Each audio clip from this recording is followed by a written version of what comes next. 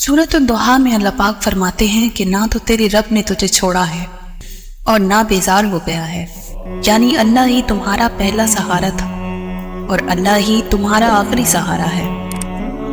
तुम कितने ही गुनहगार क्यों ना हो, तुम कितने ही नाफरमान क्यों ना हो, जब जब तुम उसे पुकारोगे तब तब वो तुम्हारी पुकार का जवाब देगा।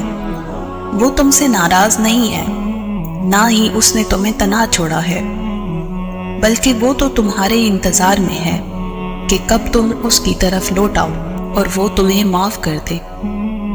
तुम पलट आने में देर कर देते हो, लेकिन अल्लाह कभी देर नहीं करता। वो तो बस थाम लेता है, रहम फरमा देता है। उस पर यकीन रखो, उसी से मांगो।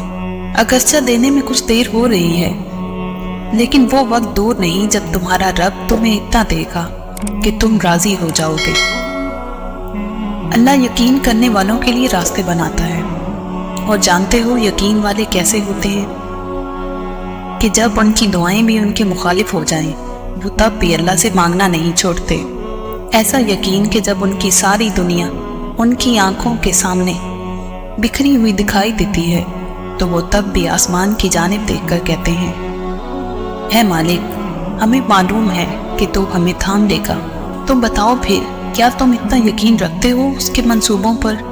नहीं, तुम तो फौरन डर जाते हो और फिर जोर जोर से कहने लगते हो कि अल्लाह ने मेरी दुआएं नहीं सुनी। इबादत से जन्नत मिलती है, जबकि तड़प से अल्लाह मिलता है। इबादत तो प्रोटोकॉल की तरह होती है कि तू ही बादशाह है, हम तेरे सामने ही झुकते हैं, हम तेरी ही इबादत करते हैं। इबादत फरिश्ता बना सकती है, लेकिन दर्द इंसान को इंसान बनाता है। तभी उसने फरिश्तों से अफजल इंसान का दर्जा रखा। क्योंकि इबादत इतनी मुश्किल नहीं है जितना तड़प बर्दाश्त करना है। और तड़प तभी दिल में पैदा होती है जब दिल में एहसास होता है, दूसरों का एहसास, दूसरों की तकलीफ का एहसास। अपना दर्द तो जानवर भी महसूस कर लेते हैं। उसने खुद को हमारे इर्द गिर्द लोगों में छुपा रखा है। वो रब राजी तभी होता है जब हम किसी के गम को समेट लेते हैं, किसी के ऐब पर पर्दा रख लेते हैं, किसी की बेबसी को ढांप लेते हैं। बस तब फिर वो हमें ढांप लेता है, सारी दुनिया से दूर अपने अंदर छुपा लेता है। तुम्हारी दुआएं ही तुम्हारा मुकद्दर हैं और तुम्हारे ख्यालात उस मुकद्दर की हकीकत हैं। अल्लाह कभी भी इंसान को मायूस नहीं होने देता। वो अगर उम्मीद का एक दरवाज़ा बंद करता है तो उसके बदले में 10 दरवाजे और खोल देता है, लेकिन उन दरवाज़ों को वही देख सकता है जो यकीन करता है। सुकून की गर्ज से उसे ढूंढने निकलोगे तो उसे अस्सलाम पाओगे। जब गुनाहों में लिपट कर हार जाओगे तब उसे अल-गफ्फार पाओगे। जब अल्लाह को किसी इंसान का सजदा करना पसंद आ जाता है, तब वो खुद ऐसे असबाब बनाता है कि इंसान सजदा करने पर मजबूर हो जाता है।